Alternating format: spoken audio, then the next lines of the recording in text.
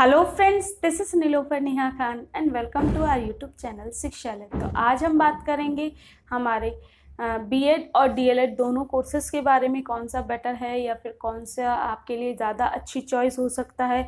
या फिर देखिए, कोई भी कोर्स ख़राब नहीं होता, कोई भी कोर्स सही नहीं होता। जितनी आप मेहनत कर सकते हो वो चीज़ उतनी ही निखर के आती है। ठीक है, पहली चीज़ तो आप ये जान लीजिए। लेकिन ये वीडियो बनाने का पर्पस सिर्फ मेरा इतना है क्योंकि मेरे पास काफ़ी ये चीज़ को लेकर कमेंट्स आते हैं, काफ़ी बच्चों की क्वेरीज होती हैं कि हम डीएलएड करें या फिर बीएड करें।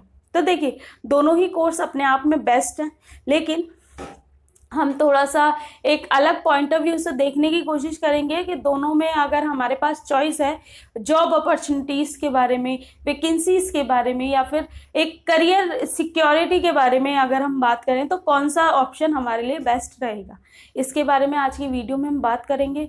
और ये मेरा पॉइंट ऑफ व्यू है, आप हो सकता है आपका एक अलग पॉइंट ऑफ व्यू हो, लेकिन मैं यही कहना चाहूँगी कि दोनों ही कोर्स बेस्ट है। लेकिन हम दोनों को ही कंपेयर करेंगे जॉब अपॉर्चुनिटीज़ के बिहाफ पे, वैकेंसीज के बिहाफ पे, और एक करियर सिक्योरिटी के बिहाफ पे कि हमारा करियर कब सिक्योर हो सकता है, थोड़ा हम सिक्योर कब मान सकते हैं खुद को। ठीक है, तो चलो अगर हम बात करें, सबसे पहले हम बात करते हैं डीएलएड के बारे में। तो डीएलएड आपका 12th के बाद होता है, मतलब मिनिमम क्वालिफिकेशन इसकी जो होती है 12th के बाद आप कर सकते हो। ठीक है, यहीं पर अगर हम बात करें बीएड के बारे में, तो बीएड हमारा ग्रेजुएशन के बाद ही आप एलिजिबल होते हो। और अगर हम न्यू एजुकेशन पॉलिसी को डिस्कस करते हुए करें तो अभी ये लागू नहीं हुई है, तो इसलिए मैं इस चीज़ को थोड़ा सा साइड वे में ही रख रही हूँ क्योंकि इसे अभी लागू होने में भी टाइम लगेगा। लेकिन अगर न्यू एजुकेशन के बाद, अगर न्यू एजुकेशन पॉलिसी लागू होने के बाद की बात करें तो आपका बीएड कंपलसरी होगा, चाहे आप प्राइमरी टीचर बनना चाहते हो, चाहे आप टीजीटी टीचर बनना चाहते हो। तो वहाँ पर भी आपको 12th के बाद एक ऑप्शन दे दिया जाएगा टीचर बनने का, जिसमें कि आपके 4 साल का कोर्स होगा, जिसमें कि 3 साल का आपका ग्रेजुएशन प्लस 1 ईयर की बीएड, ये आपका इंक्लूडेड होगा उस 4 साल के कोर्स में। ठीक है, अगर हम बात करें आपके डीएलएड के बारे में, तो डीएलएड आपका 12th के बाद होता है। और अगर बात करें एडमिशन प्रोसेस के बारे में, तो देखिए दोनों में ही, बीएड हो चाहे वो आपका डीएलएड हो, दोनों में ही आपके कई जगह आपकी परसेंटेज मायने रखती है, कई जगह आपका एंट्रेंस टेस्ट के बिहाफ पे आपका सिलेक्शन होता है। जैसे कि डीएलएड में आपकी वो 12th में आपकी क्या परसेंटेज आई है, डीएलएड में ये मैटर करेगा कई जगह। ठीक है, ज़रूरी नहीं है हर कॉलेज हर यूनिवर्सिटी ये प्रेफर करेगी, लेकिन बहुत जगह आपकी 12th की परसेंटेज बहुत ज़्यादा मायने रखती है वहाँ पर।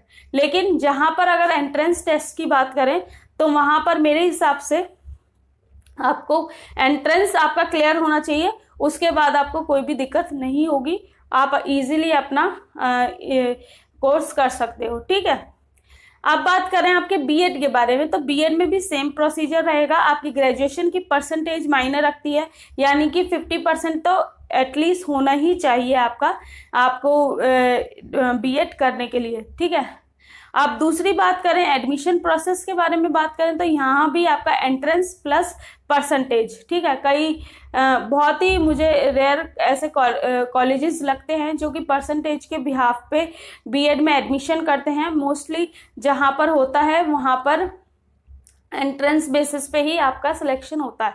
लेकिन हाँ, कई जगह आपको कई प्राइवेट यूनिवर्सिटीज आपसे डिमांड करती हैं कि आपके मिनिमम क्वालिफिकेशन तो होनी ही चाहिए बीएड करने के लिए, यानी कि 50% मार्क्स तो आपके बीएड में होने ही, ग्रेजुएशन में होने ही चाहिए।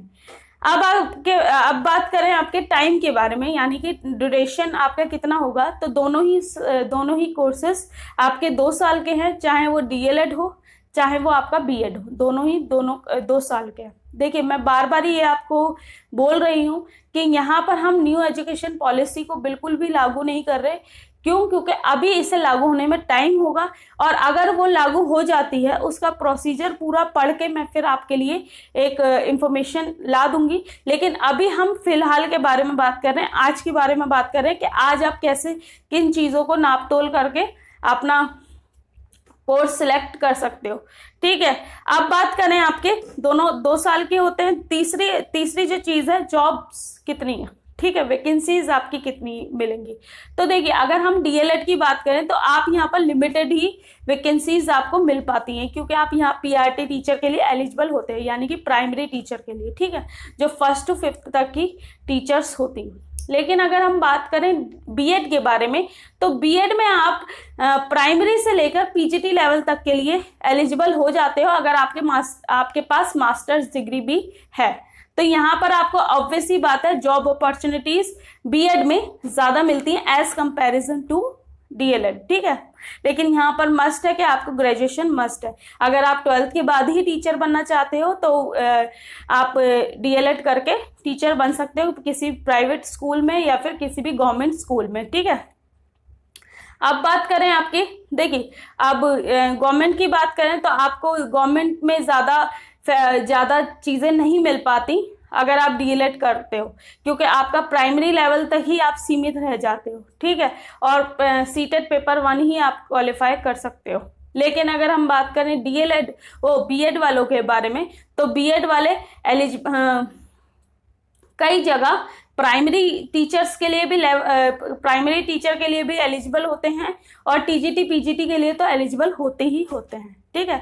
तो ये ज़्यादा अच्छा ऑप्शन आपके लिए हो सकता है, ये मेरा एक रिकमेंडेशन है आपके लिए।